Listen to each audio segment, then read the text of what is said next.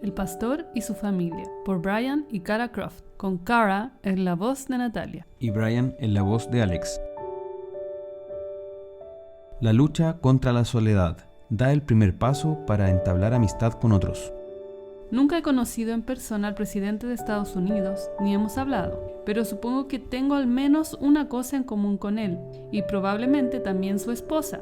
Hay muchas personas que quisieran conocernos, otras tantas que creen que ya nos conocen, y muchísimas más a quienes les gustaría beneficiarse de nuestro consejo. Pero, en realidad, muy pocas nos conocen de veras. Los pastores y sus esposas sirven a otros y cumplen una función destacada en la comunidad, pero pueden pasar por alto y descuidar sus propias relaciones personales. Quizá haya personas que se sientan cercanas a ti, pero con quienes tal vez tú no sientas la misma cercanía. Es posible que conozcas muchos de los detalles íntimos de sus vidas, pero la tuya es para ellas un libro cerrado. Cualesquiera que sean las causas, es difícil eludir el hecho de que la esposa de un pastor puede sentirse muy sola. Tal vez sea porque tu iglesia es pequeña y los miembros están en desacuerdo con tu esposo o no lo quieren. O quizá la iglesia sea grande y todo el mundo dé por sentado que tienes muchos amigos. Puede que seas una madre y ama de casa y la congregación esté llena de mujeres que trabajan, o viceversa. Es posible que te sinceraste con alguien en el pasado y tu confianza fue traicionada, o que sufriste heridas y ahora tienes miedo de exponerte de nuevo. Poco después de casarnos, mi esposo y yo servimos en una pequeña iglesia rural donde él era pastor de jóvenes. Yo tenía entonces 20 años y la mayoría de los miembros de la congregación eran bastante mayores que yo. Muchos hubieran podido ser mis padres, o lo suficientemente pequeños como para que yo fuese su niñera. Ni que decir tiene que parte de mi soledad se debía a mi propia juventud y al hecho de ser novata tanto en el matrimonio como en el ministerio. Pero luché con la soledad durante todo el tiempo que estuvimos allí. Mi lucha no mejoró al trasladarnos a una nueva iglesia. Descubrí que en todas las congregaciones teníamos que afrontar obstáculos diversos sin importar que mi marido fuera pastor de jóvenes, ayudante de pastor o pastor titular. De hecho, como la esposa del pastor principal, me he dado cuenta de que algunas mujeres se sienten intimidadas por mi posición. Hay algo que les impide acercarse a mí y no sé muy bien cómo superar esa barrera. Recuerdo cierto día que fui a almorzar con una mujer de la congregación. Su marido se disponía a aceptar el cargo de pastor titular en otra iglesia, y ella tenía un sinfín de preguntas que hacerme. Durante ese rato que pasamos juntas, me comentó su extrañeza por las pocas invitaciones que había recibido para almorzar en los hogares de los miembros. Ella pensaba que la gente querría conocerla mejor. Me reí por lo bajo y le pedí que adivinara cuántas familias me habían invitado a almorzar en su casa. Mi respuesta la dejó perpleja. Ella había supuesto, como es bastante habitual, que a los pastores y sus esposas se les invita a menudo a compartir la comida y otras celebraciones. Pero lo cierto es que a mí solo me habían invitado a unos pocos hogares. Esto no tiene por qué ser así en todas las iglesias.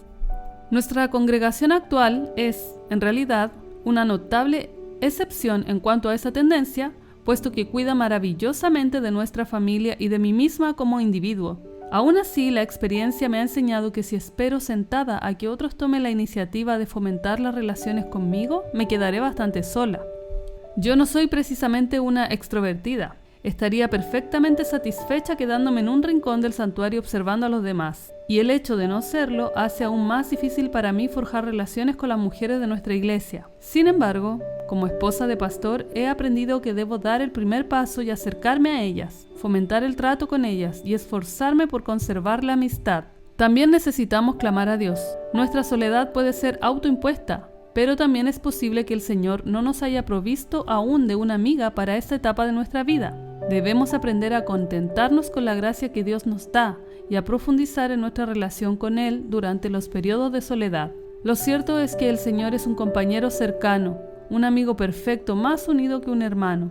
Él es plenamente compasivo, omnisciente y omnipresente. Si Cristo no nos basta, ninguna otra relación sobre la tierra podrá satisfacer nuestra necesidad. Por último, debemos tener paciencia, ya que las relaciones duraderas no se forjan de la noche a la mañana. Requieren tiempo y esfuerzo, además de paciencia, sinceridad, vulnerabilidad y un espíritu de perdón. Puede que te falten varias de esas características. No es nada inusual contar con solo una o dos amigas de verdad. Necesitamos reconocer esas amistades como un regalo de la misericordia divina y dar gracias al Señor por ellas, aunque se trate solo de una persona, y no lamentarnos por la falta de relaciones estrechas. Pasada por alto pero vigilada, invisible a menos que exista un problema. Brian y yo llevábamos solo unos meses en nuestra iglesia actual, cuando un domingo por la mañana, durante la bienvenida, uno de los diáconos se me acercó y me señaló a la esposa del pastor asociado. Carla, me dijo. ¿Cómo se llama esa mujer? No quisiera equivocarme al saludarla. En caso de que no hayas reparado en la ironía de esa pregunta, mi nombre no es Carla, sino Cara. Sin duda fue un error inocente. Sin embargo, aunque ahora me río, en ese momento su equivocación me resultó sumamente dolorosa. Mi esposo llevaba pastoreando la iglesia varios meses, y uno de los líderes principales de la congregación aún no sabía cómo me llamaba. Me sentí ignorada y sin importancia. Debo señalar que ahora ese diácono sabe mi nombre y me saluda afectuosamente cada domingo por la mañana. Verse pasada por alto y sentirse insignificante son cosas inherentes a la lucha contra la soledad que soporta toda esposa de pastor. Vives tu papel como esposa a la sombra de tu marido. Muchos te ven y a la vez eres invisible. Siempre que saludo a una persona nueva en la iglesia, me planteo si debo o no decirle que soy la esposa del pastor. No porque me sienta abochornada o avergonzada de ello, en absoluto, sino porque soy consciente de que cuando sepa quién es mi esposo, mi identidad pasará a ser una cuestión secundaria. Hay ocasiones en las que quiero que me conozcan primero como Cara, alguien único en sí mismo, y luego como Cara, la esposa del pastor. Para quienes somos esposas de pastores, los ministerios de nuestros esposos son públicos y visibles. Ellos están al frente predicando y enseñando. Mientras esto sucede, nosotras nos encontramos a menudo en la guardería o sentadas en un banco intentando que nuestros hijos guarden silencio. Cuando nuestros esposos están fuera reunidos o teniendo comunión con otros miembros, con frecuencia nosotras tenemos que quedarnos en casa cuidando de niños enfermos. Nuestras necesidades y nuestra contribución a la familia y a la iglesia suelen pasar desapercibidas. A veces incluso dudamos de si decirle a la gente que también tenemos necesidades. Raras veces, si es que alguna, un miembro de la iglesia me da las gracias por cuidar de mi familia para que mi esposo esté libre y disponible para ministrar a otros. Lo más probable, y ahí está la ironía, es que nos expliquen todos los asuntos que quieren que comuniquemos a nuestros esposos. Tan pronto como surge alguna crítica, de repente se reparan en nosotras, como si tuviéramos algún tipo de control sobre esa cuestión. En un momento podemos pasar de ser invisibles a sentir que nos están examinando con microscopio.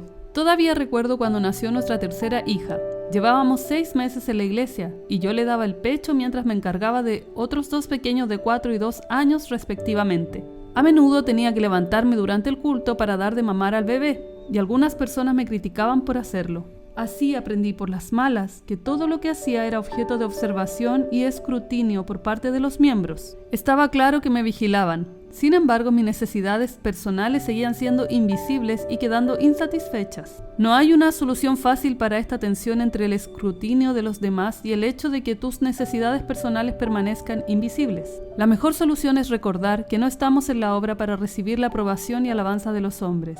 Gálatas 1:10. Además, debemos empezar a comunicar a otros nuestras necesidades. Para ser sincera, esto se me da muy mal y tiendo a pensar que puedo arreglármela sola. Pero cada vez que revierto a esta forma de vida, Dios me recuerda rápidamente que no puedo hacerlo todo por mí misma y que principalmente le necesito a Él, pero también a otras personas. Eso significa que debemos estar dispuestas a compartir con otros nuestras necesidades. Las esposas de los pastores tienen que dar ejemplo a las mujeres de sus iglesias y enseñarlas que no somos autosuficientes. Humildemente necesitamos aprender a pedir ayuda. Esto puede ser tan sencillo como pedir a alguien que ore por nosotras. Mientras escribíamos este libro, una amiga íntima me preguntó a cuántas personas habíamos pedido que oraran por nosotros y nuestro proyecto. Inmediatamente me sentí culpable por no haber solicitado a nadie que intercediera por mí. Estaba dependiendo de mí misma y haciéndolo todo por mi cuenta. Su recordatorio fue tan firme y amable como necesario, y me ayudó a pensar a fondo en mis necesidades e identificar a quienes debía pedir que me apoyaran en oración. Si no hacemos partícipes a otros de lo que necesitamos, no podemos esperar que nos ayuden. ¿Cómo enfrentarse a las críticas? ¿Me hablas a mí? Una de las dificultades más serias que he enfrentado ha sido la crítica, pero no aquella dirigida contra mí. Lo más duro es cuando la gente critica a mi esposo y mis hijos. Es muy difícil para una esposa de pastor ver a su marido trabajando ardua y fielmente en su sermón solo para que luego varios miembros de la iglesia le digan o le comenten a ella que la predicación ha sido demasiado larga.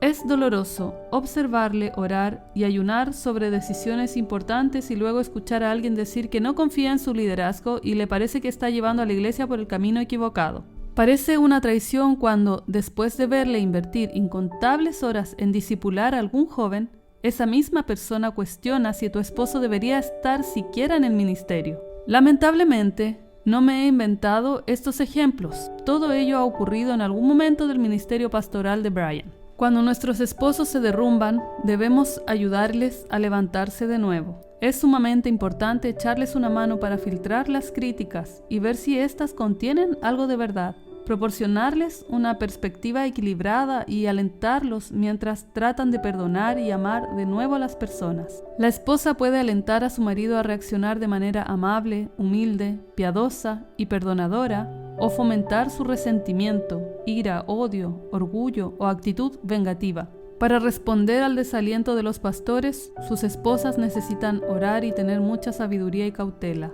En algunos casos, eso significará controlar sus lenguas y tomarse el tiempo necesario para cultivar un espíritu humilde y dispuesto a perdonar. Una de las tentaciones más comunes es convertir todo en una cuestión personal. Con facilidad nos volvemos ciegos y olvidamos filtrar los comentarios de otros. Algunas de las conversaciones más difíciles que he tenido con mi marido se han centrado en ayudarle a discernir las críticas. En cada reproche hay generalmente algo de verdad, algo que podemos aprender. No debemos desaprovechar esas ocasiones de aprendizaje y crecimiento, ni tampoco dejar que nuestros esposos pasen por alto las oportunidades para llegar a ser mejores pastores. En vez de intentar justificar su respuesta, la esposa del pastor debe animar a su esposo al reconocer que Dios le ha dotado para el liderazgo. Ella tiene que bendecirle por su manera de guiar fielmente al rebaño y pastorearlo correctamente. Necesita estimularle a buscar a Dios y aprender de toda crítica válida